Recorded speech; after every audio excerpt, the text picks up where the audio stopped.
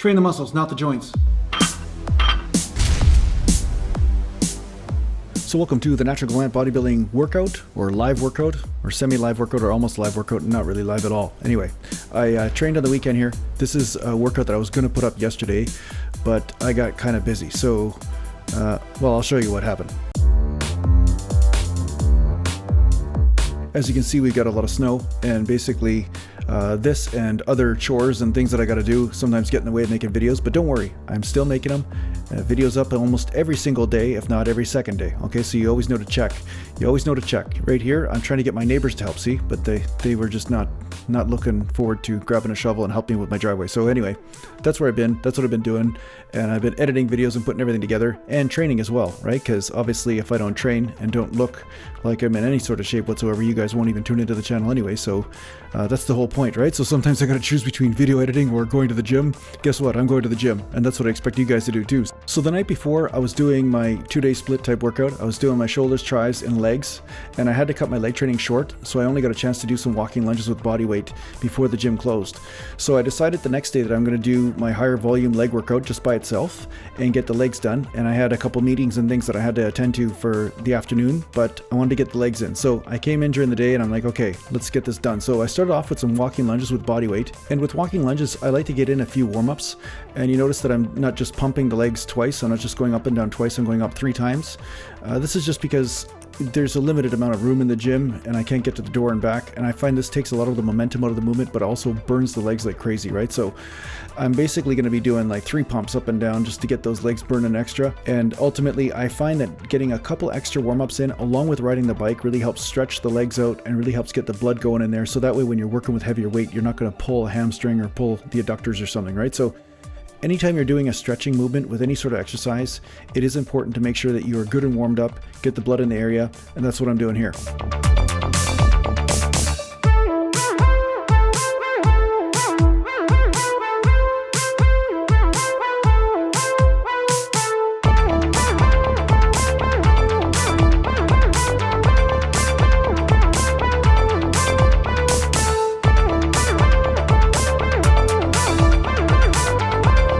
After the bodyweight warm-ups, I decided to go to the 50-pound dumbbells, and I like to stick with a couple sets with this just to make sure, again, that I'm nice and warm, but I also like to challenge the reps. Sometimes I like to challenge the reps with a muscle group, especially when there's a stretch involved.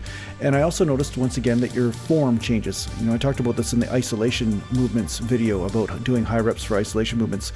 I like to do high reps for some movements just because it does change my form subtly. The groove changes, the counterbalancing changes, a lot of stuff changes, and you do hit different muscle groups by changing the rep range. Now, I love doing heavyweights as well, so I'll be going up to the 75s this day, but the week before I actually did the 100-pound dumbbells for reps as well. So each weight or rep range you use will change the type of exercise it really is. I mean, it might look the same, but it does change, and it's subtle, you know? So I think it's just good to incorporate all the rep ranges.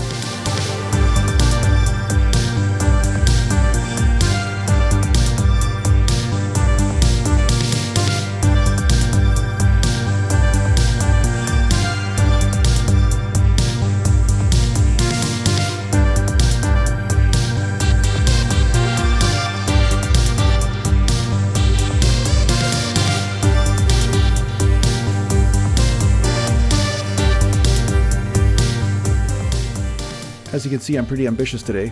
I'm going to be doing 3 pumps, 1, 2, 3, up and down, you know, 3 times, and then switching legs. And I just like this because it just helps me get that really good firm groove and find that sweet spot for the balance, you know, to make sure that my internal and external rotators are totally warmed up and everything is firing right. So yeah, I'm doing this for a few sets, really getting that burn, and then I'll go up and wait.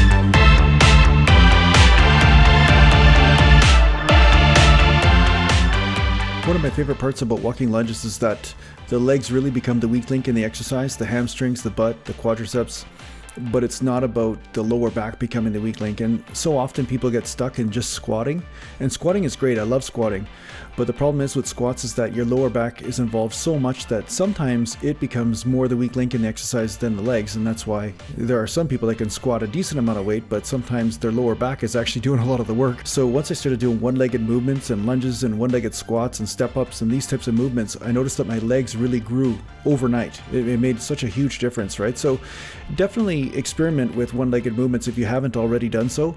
And that's why I include one-legged movements in the 2-day split programs as well as the other programs that I write, just because when you give the lower back a little bit of a break, not only can you lift more weight when you go to squat on those days that you squat, because the lower back does have a tendency to recover at a slower rate than the other muscle groups, but you also will have a tendency to be able to push certain muscle groups that you never pushed before. You know, those one-legged movements, you really are pushing certain muscle groups that just don't get pushed the same amount in two-legged movements, right?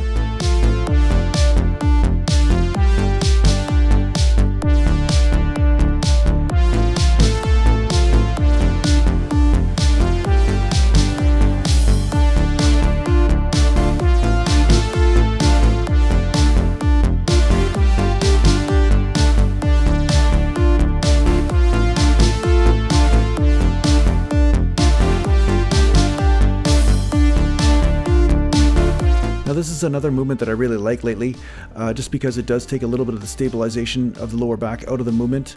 I'm still squatting. I'm actually going to be going to the gym after this voiceover to do some squats tonight, but I do like to give my lower back a little bit more of a break and actually just work on killing those legs without actually having the lower back become the weak link. So after doing the one-legged squats, my legs are pretty much fried, but now I'm going to go to this machine here, the hack squat, and do the reverse hack squat. And yes, I know how the hack squat works. I'm just doing the reverse. For any of you guys that haven't been here before, I'm doing the reverse hack squat because it includes the hip. And whenever you have flexion and extension of the hip, you are including more hamstring, more butt, and you do end up hitting the quads in a different way than just pushing off the knees, right? And I find pushing off the hips is safer on the knees. Not to mention, I find that I can push more weight and get more muscular development from pushing in that way. So that's why I'm doing that reverse hack squat. But I love these. If you haven't done them so far, definitely try them out. They do work the lower back a little bit, as you can see, but it's not quite the same as squatting. When you're squatting, you're doing a lot of counterbalancing to make sure you can stay straight up and down and side to side movement and all this. So with the hack squat, you actually are getting rid of some of that work, so more of that stress can transfer to the legs. And if your legs are the weak link, like you guys all know, that's what will grow, right?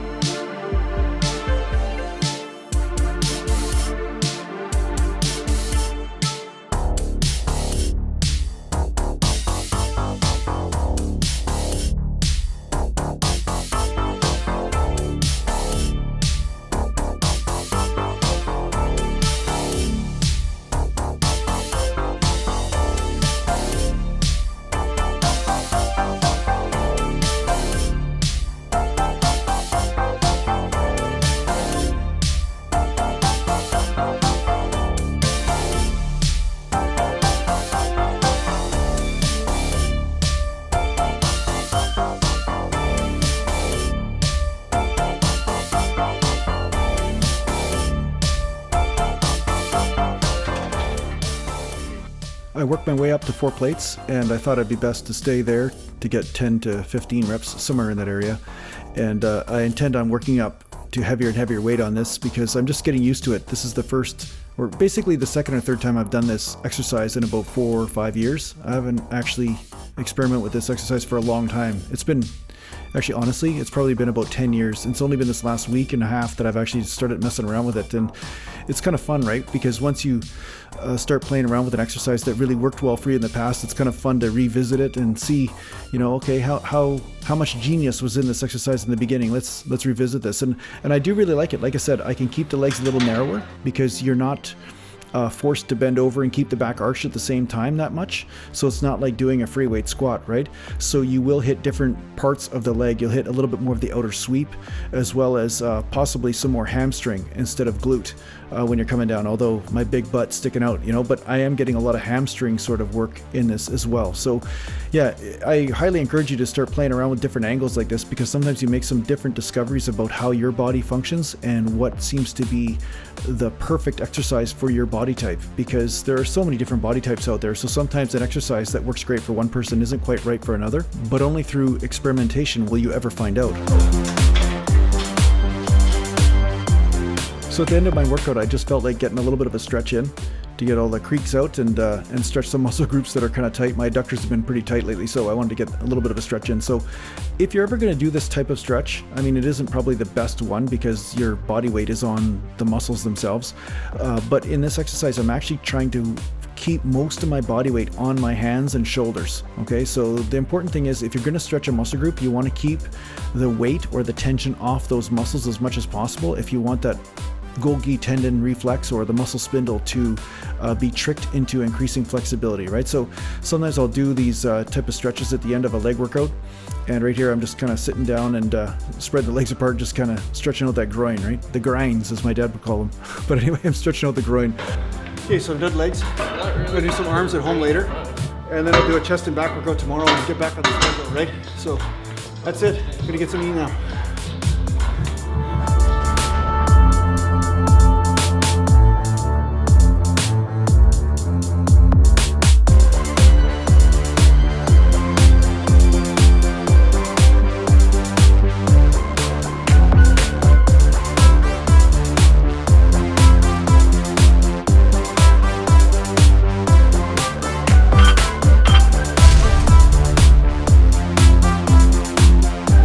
There you go, train the muscles, not the joints.